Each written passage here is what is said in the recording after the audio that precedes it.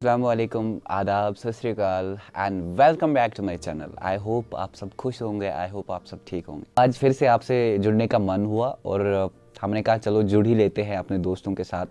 और आज की इस वीडियो का हमारा जो मकसद है बनाने का वो ये है कि आज के दौर में ये जो 21st सेंचुरी है हमारी, जिसको हम सेंचुरी ऑफ टेक्नोलॉजी कह रहे हैं, जिसको हम एरा ऑफ टेक्नोलॉजी कह रहे हैं, आज का जो दौर है ग्लोबलाइजेशन का ज़माना है, मॉडर्नाइजेशन का ज़माना है।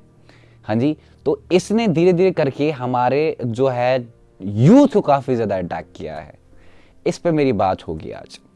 सबसे पहली बात जो मैं मेंशन करना चाहूँगा वो ये है कि हमारे कश्मीर में ऐसे कंटेंट्स आज क्रिएट हो रहे हैं या ऐसी वीडियोस वायरल हो रही है जिनसे बहुत ही गलत मैसेज हमारे यूथ को जाता है और बहुत ही गलत मैसेज आगे भी जाता है।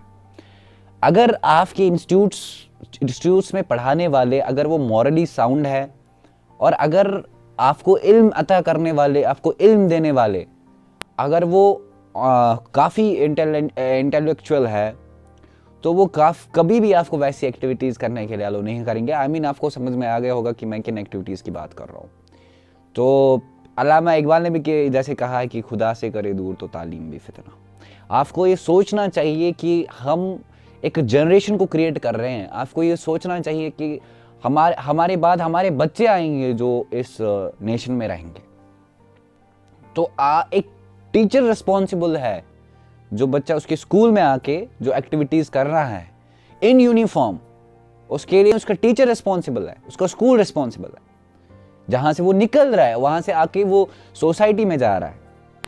आज अब देखिए, आप फेसबुक ओपन करें आपको ऐसा कंटेंट मिलेगा, आप यूट्यूब ओपन करें आपको ऐसा कंटेंट मिलेगा, आप हैरान हो जाएंगे कि क्या वाकई जो है ये सारी चीजें हो रही है हमारी सोसाइटी में।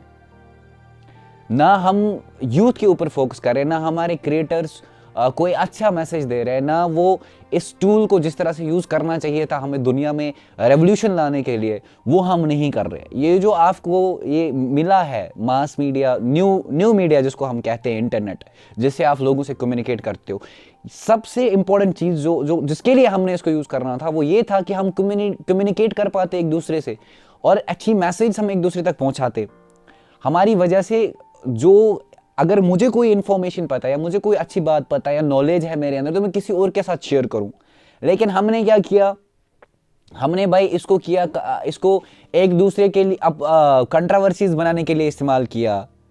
एक यूट्यूबर दूसरे यूट्यूबर को गाली देने के लिए हमने इस्तेमाल किया इसको। एक फेसबुक पे देख रहे थे, एक पेज दूसरे पेज के गाली दे रहे हैं उन लोगों को, एक क्रिएटर दूसरे क्रिएटर को गाली दे रहा है। इस तरह से क्या हमारी यूथ इंस्पायर होगी? क्या आपको लगता है इस तरह से आप कोई अच्छी मैसेज दे रहे हो यूथ को? तो मेरा पॉइंट ऑफ व्यू बस ये है, this thing I want to just tell you, कि आप जो मुखालफत करते हो लोगों की, जो मुखालफत आप करते हो, आपको कम से कम पता होना चाहिए कि आप कहां स्टैंड करते हैं और वो शख्स कहां स्टैंड करता है, आपको ये पता होना चाहिए। तो मुझे इस बारे में कोई शक नहीं है कि जो सिचुएशंस आज हमारे कश्मीर में हैं, ये सिचुएशंस और ज़रा वर्स्ट होंगी, क्योंकि जो बुनियाद हमारा है ना, जो फाउंडेशन जो होना चाहिए था, वो फाउंडेशन नहीं मिल रहा हमारी यूथ को, फाउंडेशन नहीं मिल रहा। और जब फाउंडेशन नहीं मिल रहा, आप चाहे कितनी भी बड़ी इमारत खड़ा कर दो, it will not stay for ever. अच्छा, अब बिजनेस हम कर नहीं रहे, एम्प्लॉयमेंट हमारा जीरो है, सारे लड़के जो है वो गवर्नमेंट जॉब्स के पीछे पड़े हैं।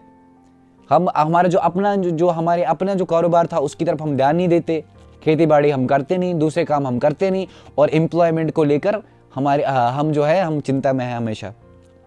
कौन ऐसा एंटरप्रेन्योर निकला आज तक?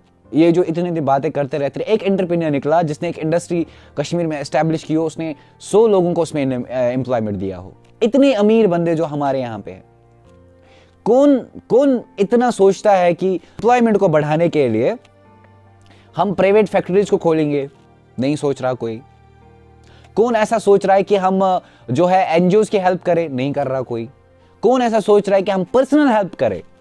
जितने भी हमारे सोसाइटीज में गरीब लोग हैं, अभी जो रिसेंटली जो ये सुसाइड हुआ इस लड़की का, सारे ये बात मुझे कह रहे थे कि भाई सोसाइटी का उसमें रोल है, क्योंकि लोगों ने उनकी तरफ ध्यान नहीं दिया और वो काफी गरीब थे। तो कौन ध्यान देगा भाई? आपके लिए कौन बोलेगा?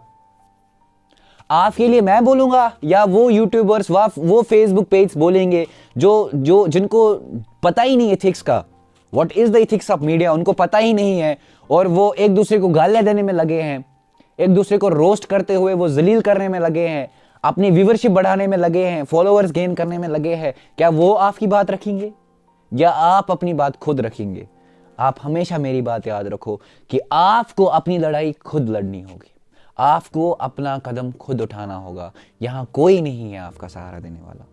मुझे अब ज़्यादा बोलना नहीं चाहिए क्योंकि मुझे आई थिंक ऑलरेडी बहुत हो गया है। जो चीज़ें मुझे बोलनी थी या the concept that I wanted to give you is enough clear that we need to just change our thinking, we need to just change our mindset.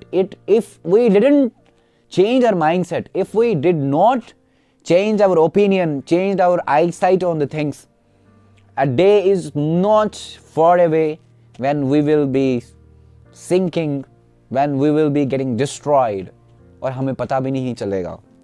अल्लामा इकबाल का शेर, इसके साथ मैं आपसे रुखसत लूँगा। बागबानों तुम्हें हो इजाज़त, चूस लो खून इन गुनों का, जाग जाएंगे जिस दिन अहले गुलशन, कतरा कतरा उगलना पड़ेगा। Thank you so much. मिलते हैं अगले किसी वीडियो में, तब तक के लिए अपना ख्याल रखिएगा, हमें दुआओं में याद रखिएगा।